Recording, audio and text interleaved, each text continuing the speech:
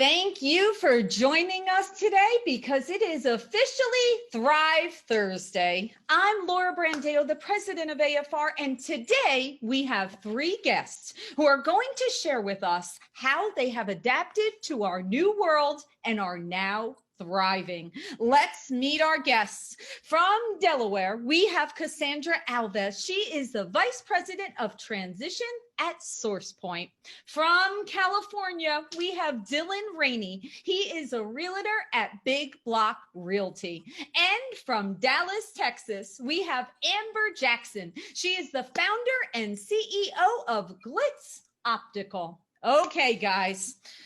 Over the last few months, we've had lots of change and lots of things we had to adapt to. Look at this. Normally, I would be live on Facebook, but hey, when the lemons come, we make lemonade and we record. So thank you for all adjusting and adapting. And we want to hear from each of you as to how this adaptation has changed your life and what have you learned from it that if the magic wand came out today and took you back to before all of this, what would you keep doing?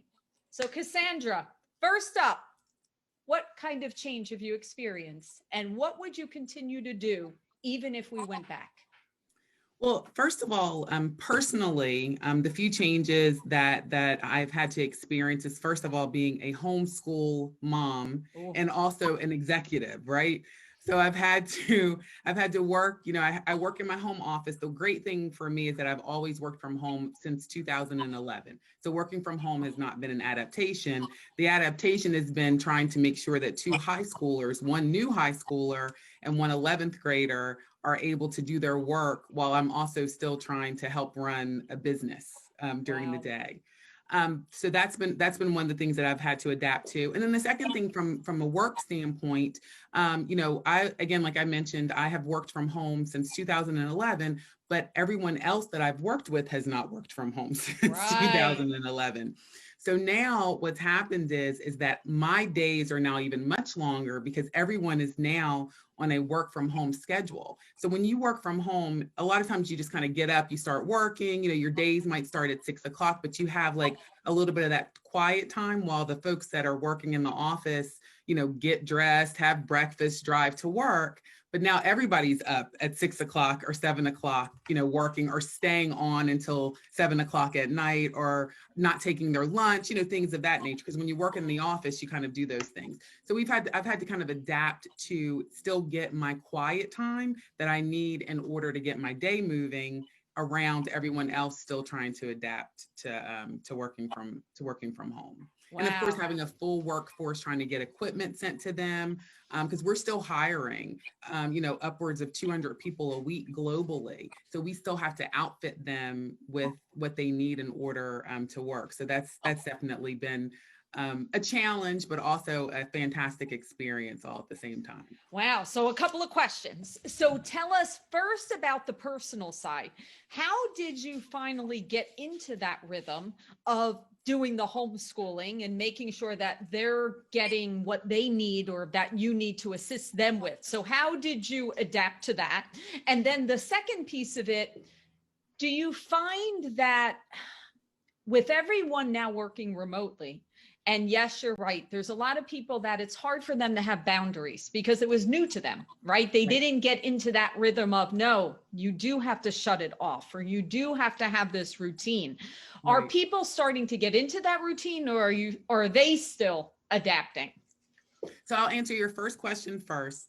What I had to do first was kind of assess my children's strengths and weaknesses, right? As it related to school. So my daughter, who is in 11th grade, she's more independent, things of that nature. She can school from her room. My son, who's 9th grade, he's just entering 9th grade. So that's just entering in the high school. what I've done is I've set him up outside of my office just so that I can kind of hear things, right? And make sure that I hear the Zoom going off, if there's a little bit of commotion happening, because the teachers are new to this as well, right? So then I can try to kind of jump in and help him, because can you imagine starting a brand new school without knowing, your teachers, you don't know who your counselors are, et cetera. At least my daughter knows who to reach out to, for help. So that's what I had to do personally, just to try to, make sure that they both have and get what they need. And then as far as work goes, I have found that some people are starting to get into their, getting into more of their rhythm, because it is tough if you just feel like you're working all day and you lose kind of like that work-life balance, especially when your work has started to be as part of your life, because you never leave it. So I always suggest, if someone who's working from home, have your workspace and then have your home space. So my office is in my basement. I shut my door to my office when I'm working, and I shut my door to my office when I'm not working. So it's almost like I have my own little, satellite place that I can go to, and never the two shall mix, so that when I shut my office door, my family knows that I'm, if I'm inside and I shut my office door, I'm at work. If I'm outside and I shut my office door, I'm at home. I love that. And that is great advice. Everything that you read, that you hear, you have to have that separation. Otherwise, everything blends together and you just don't have that separation. So that's wonderful. So tell me, Cassandra, remember, if the magic wand comes out, what would you not change that you've learned, that you actually have said, you know what? That was a positive change. That was something that I would carry forward. I would actually say what I've learned, and I have a global team that I manage. Yeah. And, even though it's a pandemic and, everything is kind of going crazy and people are trying to figure out what to do, et cetera. But I don't know that there's ever been a time that everyone can kind of relate to one another globally, right? Because when my team, so actually every morning, we get on a Zoom call every single morning for 15 minutes, all of us on video. And I have a team of like 10 people that work for me globally at this point. We get on the video, and I have a yoga master on my team and he's in India. And so we do a breathing exercise, but that's like kind of brought us all together. But then just kind of hearing each other relate to things like, oh yeah, my kids are over there trying to learn. And, and I had to go out and wipe my groceries off when they came in, you know what I mean? And it doesn't matter where we are located in the world. So I think, although it is a pandemic, when you look at the positive side of it, in a way, like every single person on this entire planet can relate to each other in one way or the other through this. I think that's a great way to look at it. And you are 100% correct. There's really no other moment in our lives where, no matter where you are globally, no matter who you are, no matter where you are, you can understand and relate to it. So that's wonderful. All right. Awesome. Okay, Dylan, tell us, what changed? What did you have to adapt to? And what did you learn and want to pull forward if things were to go back? Laura, that's a great question. I've had to go through a lot of changes and a lot of adaptation since the whole, COVID thing started. But fortunately, it's no different from being in the military. We always have to adapt to all the different situations that are out of our control, and in which we have to adjust. And it's no different from the current situation that we're in now. That's how I look at it. Because I was going through a major shift or adaptation in my business myself, because I'd just gotten back into the real estate industry in July of last year. My first 6 months in the business, I wasn't having very much success. I was questioning, whether I should go, get a job and do something else. Oh wow. And then I was like, you know what, I'm gonna focus. I'm gonna figure this out. And I figured out what I'm good at. It's wait, don't tell me what you're good at yet. That might go to the second question. Don't jump ahead. No, but there were definitely some adaptations that I had to take, and I had to adjust some things in order to make sure that it allowed me to get to the point where I'm at in my business now here in September, So October did now. so did part of the change that happened in COVID help you to be able to grow your business and get into a rhythm? Most definitely because it's gone Ah, from more of okay. a So tell us what that was. What was that it's been change? well, I mean, it's been more like beforehand, it was more physical. It was more like, go get coffee with somebody or, go to an open house on the weekend and, like meet a bunch of, new people as they come in, greet them and, talk to them about what their buyer, like what their needs were in purchasing a home. But now it's different because now, I'm calling, like friends and, my fellow professionals and maybe realtors nationwide and developing relationships with them so that we can, give business to each other and help each other's businesses grow. Oh, I love that. I love that. And man, if that is not, one of the, when you think about Thrive Thursday, okay, Yeah. so here we are, in the middle of a pandemic in this Yeah. 2020, and we're speaking about thriving, right? We're looking at what have we learned? How has it helped us professionally and in business? And remember, every time we learn something and adapt and grow from it, you win, right? That's thriving. But you're correct, Dylan. You had to use different skills and you had to connect to people differently once it wasn't, like you said, standing at an open house or hey, let's go grab something to eat together, or for Cassandra, going to a conference, right? Or having that face-to-face interaction. I mean, we all know we had to change how we communicated with each other. And I think there's many lessons I think we've all learned. We've learned obviously the value of the connections and the Sure. value of our family and our teams and everything else. But I think it also really leveled up our communication. So I love hearing that you kind of were like, is this the right business for me Yeah. at a moment? And then all of a sudden you were forced to change, and then it allowed you to become successful on your path. And I will also say, what you mentioned about the military, that has been said almost by every veteran on this show. They have said that the military has taught how to adapt, how to adjust, how to problem solve, how to be able to maneuver, on any situation. And I just want to say, from that standpoint, think about what great team members all of our veterans are to have on the team, how valuable that is. So thank you for your service. And of course, we all should be open-minded to realize that skill. That's a huge skill. Awesome. All right, Amber, I know you were in a new business situation here also, and Amber is not in the real estate and mortgage business. And I'm so interested to hear this because this is outside of what we normally hear. So Amber, tell us what you do and kind of when your business started. And then, of course, how did you have to adapt and change due to this? Yeah, so I'm an optician. First of all, thank you, Laura, for having me on your show. It's a pleasure to be here with Cassandra and Dylan. I'm an optician here in Dallas, Texas, and I have a luxury mobile optical. I'm all about thinking with an innovative mindset, not offering something that my competitors offer, and just really being convenient for my community. And so with that, we decided to let's launch like a mobile operation. A lot of my clients, they are on the news, they're doctors, they're attorneys, they're business people who don't really have a lot of time to break away their day.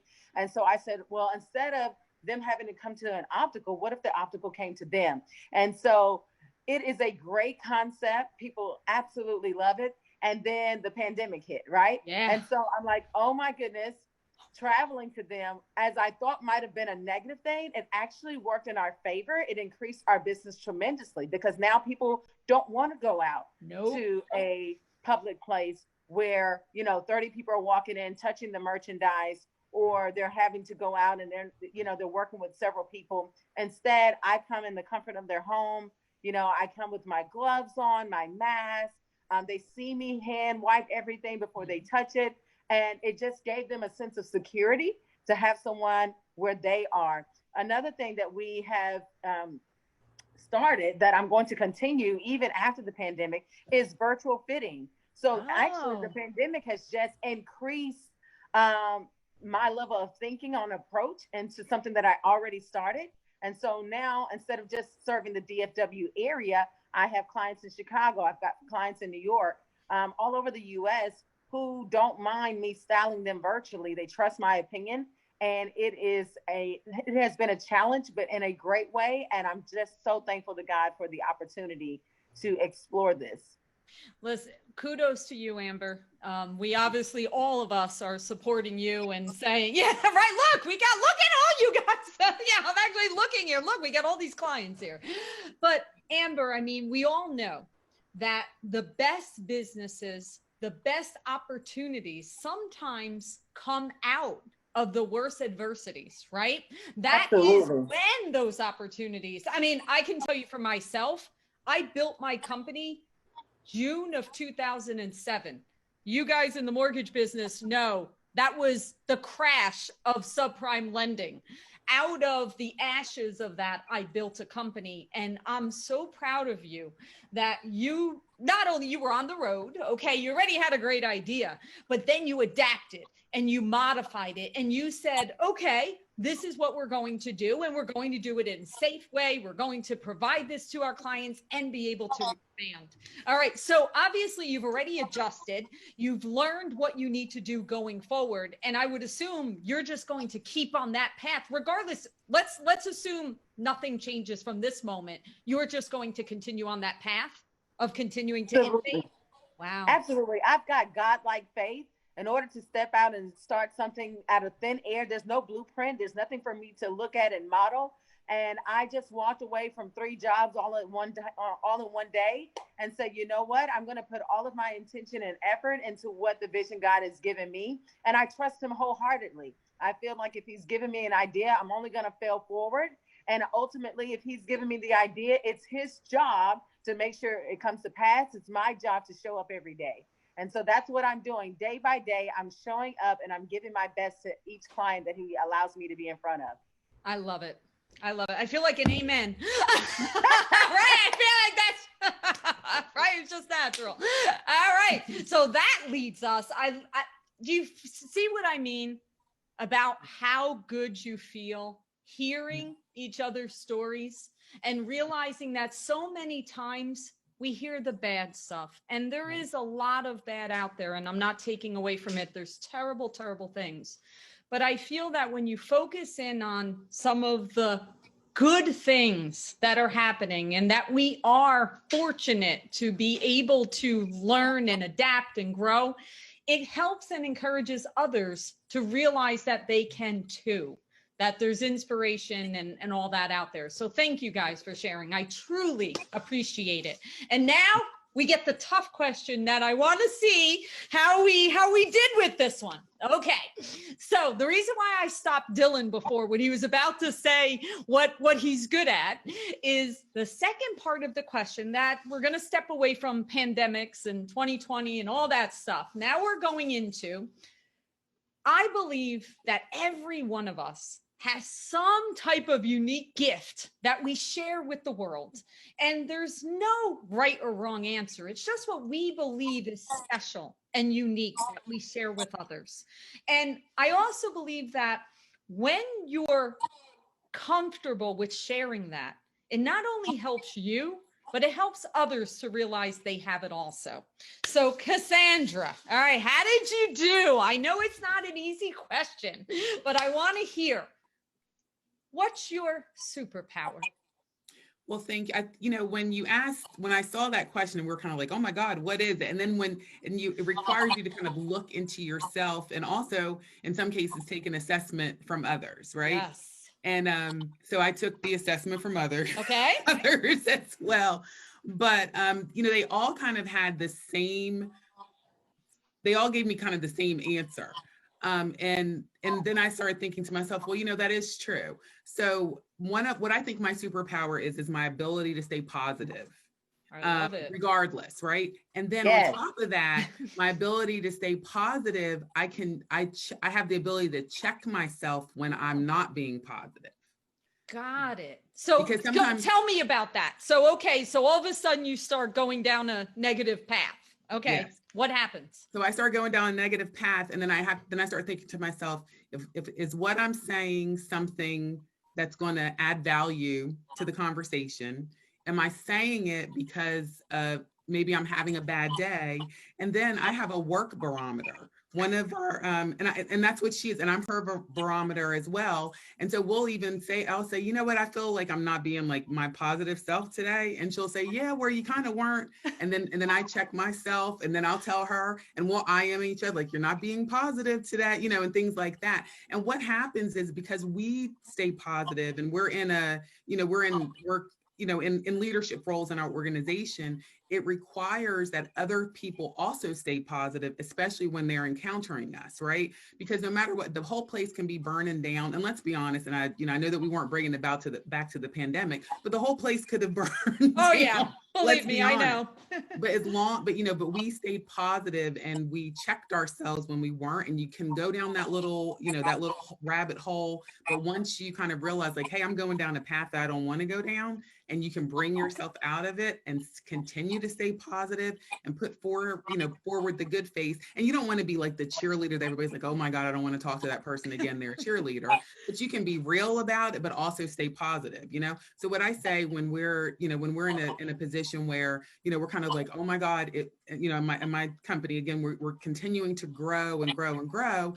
And everybody's like, oh, we're just so tired. And then I'm like, guess what, guys? We are in an industry right now, because I'm in the mortgage industry. We're in an industry right now that none of us have to worry about what other industries are worrying about, right? We have job security. We're in a place where we have too much work to do. I mean, thank God for that, right? A lot of places can't say that. So let's ride this while we can.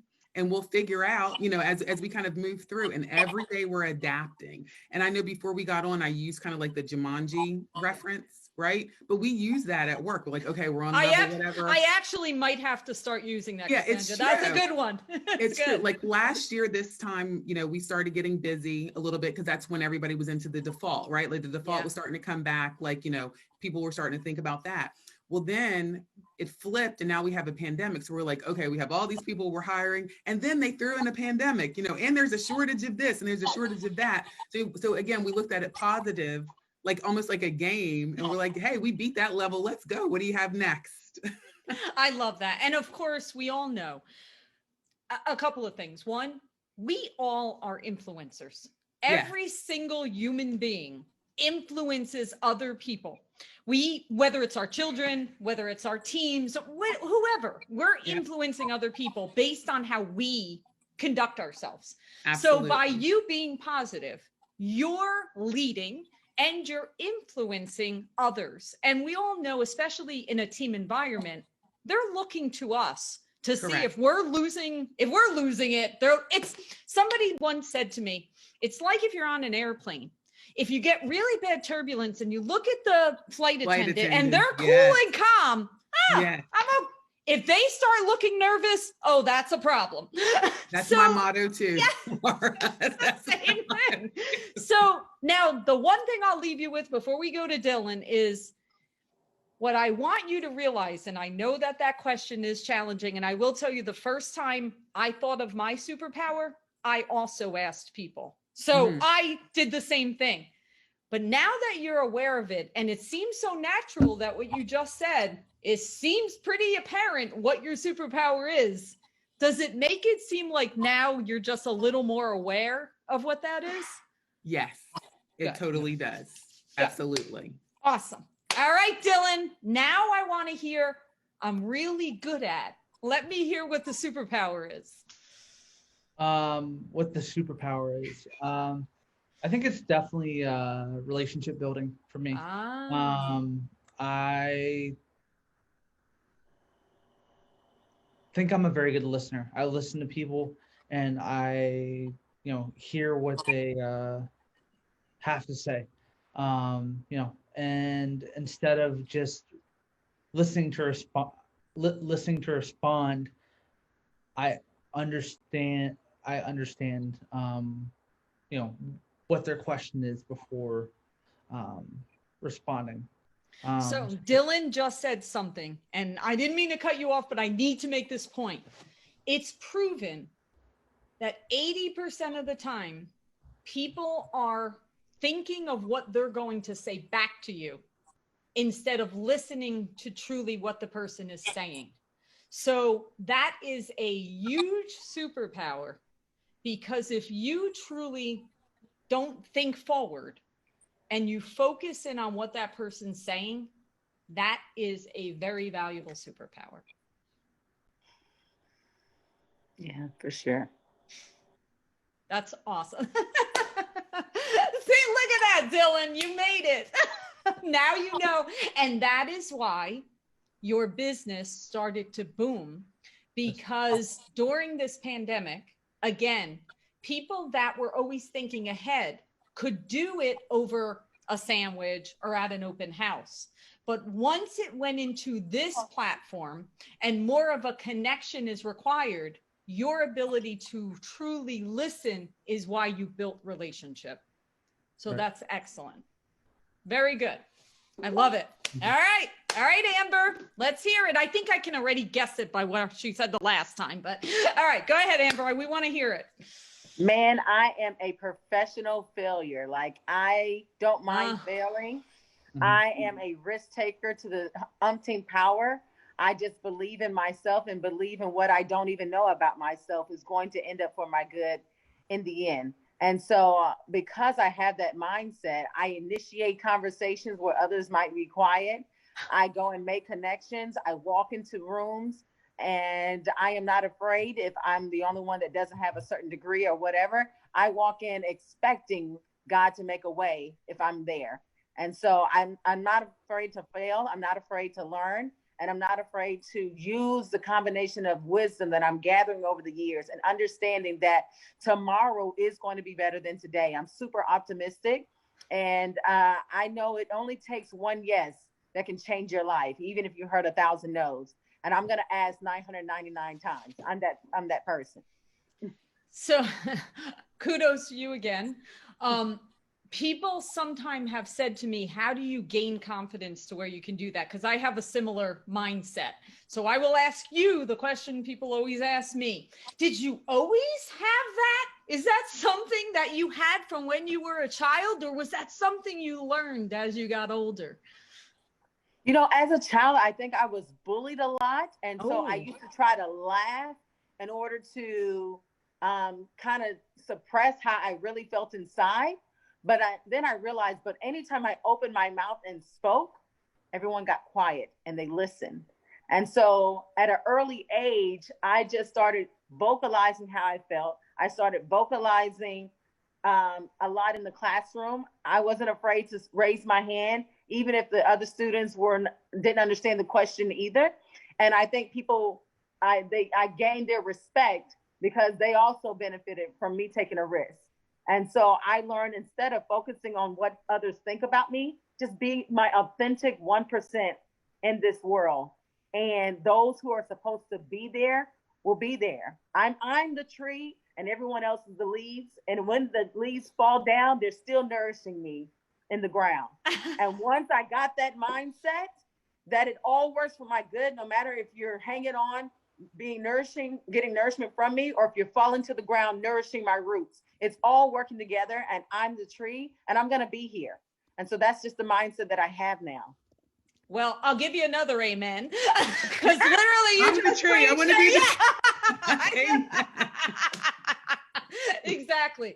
Amber, you are at a point in your mindset that is very, very far advanced. You absolutely have nailed the way you have to look at things. Anybody that is truly supposed to be with you, it will be with you, and the other people don't matter. It doesn't make a difference. And you're right. Let the leaves fall and let them nourish you. So you are correct. Absolutely. Don't change anything. Just keep doing that thought process and keep moving forward. I'm sure we are all going to watch you closely and cheer you along as you continue to progress. We know you're going to be very successful in everything, personal and business. All right. Amen. I appreciate it. Absolutely. All right, guys, you are awesome. I have to tell you, I hope you feel as energized and as great as I do, because you have been amazing. And now I get to hear who will join me in 2 weeks, and we get to do this again. So Cassandra, who will be with me? So in 2 weeks, Jennifer Hedgepath, the Executive Vice President of Operations for DHI Mortgage, will be with you. She's a fantastic woman, and I think that you'll have a wonderful conversation with her. Awesome. And maybe you'll have to tell her superpower to give her some, like, Yeah. hey, let me No, I think she knows it. She's wonderful. Awesome. All right, Dylan, who is joining me? Her name is Kat Gorman. She works with Howard Hanna Southeast Currituck office. Awesome. Wonderful. Well, I look forward to meeting her. And Amber, who will be with me? Her name is Carmen Friday. She's not only my client, she's a up-and-coming culinary artist. Oh, and wow. Just watching her start from her kitchen to where she does now shows, it's just been phenomenal. And I know that it's exactly the inspiration this show will appreciate. Wonderful. Well, you guys have been amazing. We wish you all the best in everything that you do. And thank you so much for joining us. Thanks for having us. Thank you for having us.